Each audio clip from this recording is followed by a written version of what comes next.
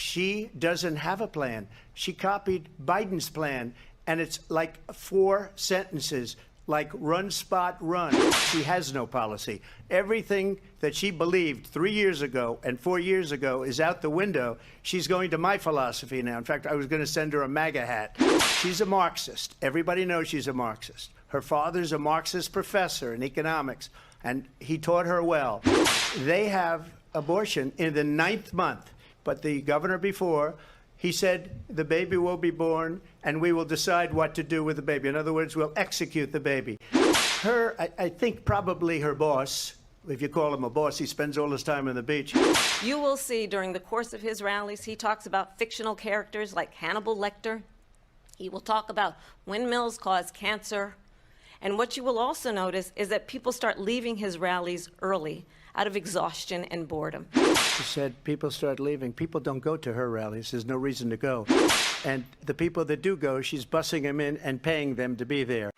In Springfield, they're eating the dogs, the people that came in. They're eating the cats. They're eating the pets of the people that live there. And this is what's happening in our country, and it's a shame. You talk about extreme.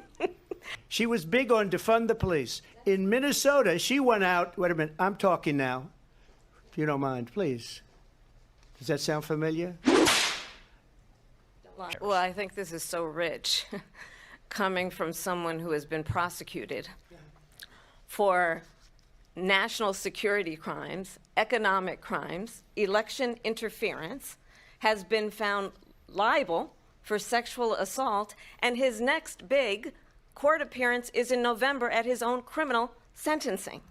He was arraigned on 34 felony counts. I probably took a bullet to the head because of the things that they say about me. They talk about democracy. I'm a threat to democracy. They're the threat to democracy. Not everybody got handed $400 million on a silver platter and then filed bankruptcy 6 times.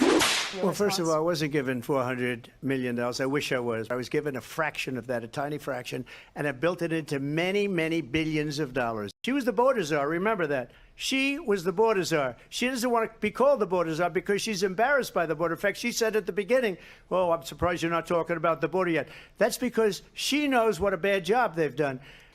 The President of the United States incited a violent mob to attack our nation's capital.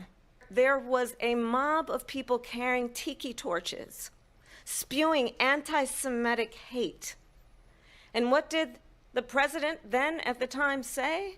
There were fine people on each side. Donald Trump, the candidate, has said in this election there will be a bloodbath. It was a different term, and it was a term that related to energy because they have destroyed our energy business. That was where bloodbath was. Also, on Charlottesville, that story has been, as you would say, debunked. The President of the United States, you'll get him out of bed, you'll wake him up at 4 o'clock in the afternoon, you'll say, come on down to the office, let's sign a bill. You have said, quote, you lost by a whisker, that you, quote, didn't quite make it, that you came up a little bit short. I said that? Are you now acknowledging that you lost in 2020? No, I don't acknowledge that at all. But I you said did that say sarcastically. That. You know that. World leaders are laughing at Donald Trump. Perhaps we do not have in the candidate to my right the temperament or the ability to not be confused about fact. This weak, pathetic man that you saw at a debate just a few months ago, that if he weren't in that debate, he'd be running instead of her. She got no votes. He got 14 million votes. What you did, you talk about a threat to democracy. He got 14 million votes, and they threw him out of office. And you know what? I'll give you a little secret. He hates her. He can't stand her. She mentions about Israel. All of a sudden, she hates Israel. She wouldn't even meet with Netanyahu when he went to Congress to make a very important speech. She refused to be there because she was at a sorority party of hers. She wanted to go to the sorority party. She hates Israel. That's absolutely not true. I have my entire career and life supported Israel and the Israeli people. He knows that. He's trying to, again, divide and distract. It is well known that he admires dictators, wants to be a dictator on day one, according to himself. It is well known he exchanged love letters with Kim Jong-un. Putin endorsed her last week. We have a president that we don't even know if he's. Where is our president? We don't even know if he's a president. And just to clarify they here, threw him out of a campaign like a dog. We don't even know. Is he our president? But we have a president, Mr. President, that doesn't know he's alive. Well, first of all, it's important to remind the former president you're not running against Joe Biden, you're running against me. Putin would be sitting in Moscow, and he wouldn't have lost 300,000 men and women, but he would have been sitting in Moscow. Quiet, please. He bypassed the Afghan government. He negotiated directly with a terrorist organization called the Taliban.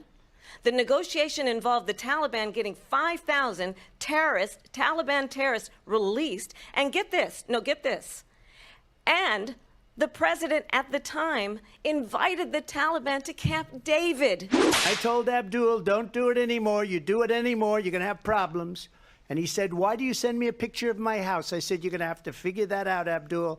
And for 18 months, we had nobody killed. Mr. President, you recently said of Vice President Harris, quote, I didn't know she was black until a number of years ago when she happened to turn black, and now she wants to be known as black. I want to ask a bigger picture question here tonight. Why do you believe it's appropriate to weigh in on the racial identity of your opponent? I don't, and I don't care. I don't care what she is. I don't care. You make a big deal out of something, I couldn't care less. Whatever she wants to be is okay with me. But those were your words, so I'm I asking. don't know. I mean, all I can say is I read where she was not black, that she put out, and I'll say that. And then I read that she was black, and that's okay. Either one was okay with me. That's up to her. That's up to her. Vice President Harris, your thoughts on this? I think it's, honestly, I think it's a tragedy. She is Biden. You know, she's trying to get away from Biden. I don't know the gentleman, she says. She is Biden. Clearly, I am not Joe Biden, and I am certainly not Donald Trump. I decided, and I told my people, the top people, and they're very good people. I have a lot of good people in that administration. We read about the bad ones. We had some real bad ones, too, and so do they. They have really bad ones. The difference is they don't get rid of them. But let me just explain. So just a yes or no, you still do not have a plan? I have concepts of a plan. I'm not president right now. Well, the former president had said the climate change is a hoax. You know, Biden doesn't go after people because supposedly China paid him millions of dollars. He's afraid to do it. Between him and his son, they get all this money from Ukraine. They get all this money from all of these different countries. And then you wonder, why is he so loyal to this one, that one, Ukraine, China? Why is he? Why did he get $3.5 million from the mayor of Moscow's wife? This is a crooked administration, and they're selling our country down the tubes. President Trump, thank you. Thank you.